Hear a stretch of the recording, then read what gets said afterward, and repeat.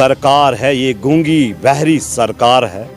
और national conference ने जिस तरीके से धोखे से वोट हासिल किया, नेशनल की रिवायत रही है हर वक्त जम्मू कश्मीर आवाम को धोखा देना, और ख़ासकर इस मजलूम कौम को हर वक्त इन्होंने सताया है, तरसाया है। कांग्रेस पूरे देश में मिट चुकी है और मेरे ख्याल में नेशनल कॉन्फ्रेंस ने, क्योंकि ये दगाबाज है ही है, तो इनको लास्ट में हुकूमत में दगा ही दे दिया। चचेरे भाइयों को लगा कि हमारा बड़ा भाई आ गया तो अब हम निहत्ते लोगों का कत्लेआम करेंगे। 370 पे और ख़ासकर बिजली फ्री गैस सिलेंडर्स जो 12-12 देने थे एक साल में, या ख़ासकर उन्होंने कहा था कि हम इस सिस्टम को चेंज करने की कोशिश करेंगे। मेरे ख्याल में आज नेशनल कॉन्फ्रेंस की जो बहरी गूंगी सरकार है, आवाम जिस तरीके से जिन मुश्किलातों का अजाला चाहती थी वो नहीं हो पा रहा है। आवाम परेशान है। आवाम नेशनल कॉन्फ्रेंस को कभी माफ़ नहीं करेगी। और जिस धोखे से इन्होंने वोट हासिल किए अपनी सरकार बनाने के लिए, ख़ासकर ये नेशनल की रिवायत रही है हर वक्त जम्मू कश्मीर आवाम को धोखा देना, और ख़ासकर इस मजलूम कौम को हर वक्त इन्होंने सताया है, तरसाया है। कभी 370 पे, कभी 35A के ऊपर, या रायशुमारी की बातें, ये इनके ज़बान से अब अच्छा नहीं लगता है।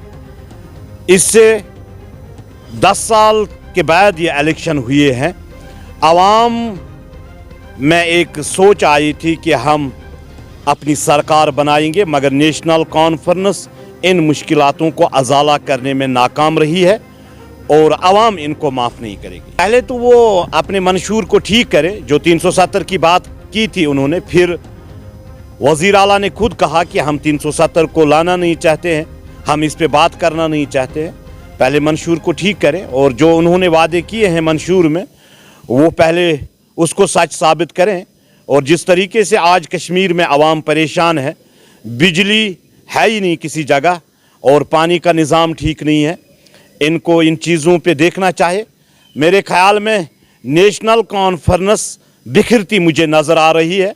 वो भी अब सोच रहे हैं कि हम आवाम को क्या मुंह दिखाएंगे। अलायंस तो पहले ही ख़त्म हो चुका था जब सरकार बनी थी, और जिस तरीके से उन्होंने 370 पे, जो 370 की बिल इन्होंने लाई थी, उस पे जब उन्होंने वहाँ पे कोई बात नहीं की, फिर कांग्रेस के जो प्रेसिडेंट साहब है उन्होंने उस पे प्रेस कॉन्फ्रेंस की थी कि हमारे 370 से लेना देना नहीं है।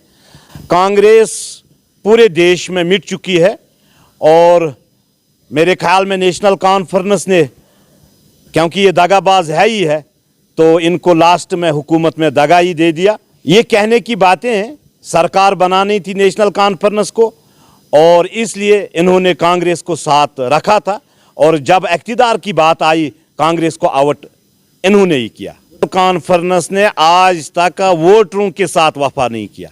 अगर आप देखेंगे अक्सर बेशतर आज 70 सालों के बाद भी इन्होंने MLA मैंडेट जिनको दिया है, जो 30-35 पिछले 50 सालों से MLA बनते आ रहे हैं। इनकी रिवायत रही है ख़ानदानी राज की, और ये ख़ानदानी राज को ही मजबूत करना चाहते हैं, मगर वो दौर ख़त्म हो चुका है।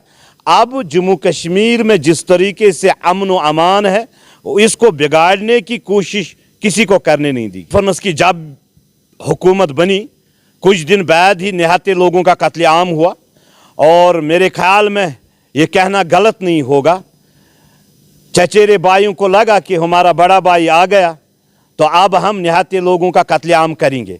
मगर पूरे देश में वज़ीर आज़म हिंद नरेंद्र मोदी जी की सरकार है, और जिस तरीके से जम्मू कश्मीर में कई सालों के बाद अमन लाया, और इस अमन को बिगाड़ने की किसी को इजाज़त नहीं।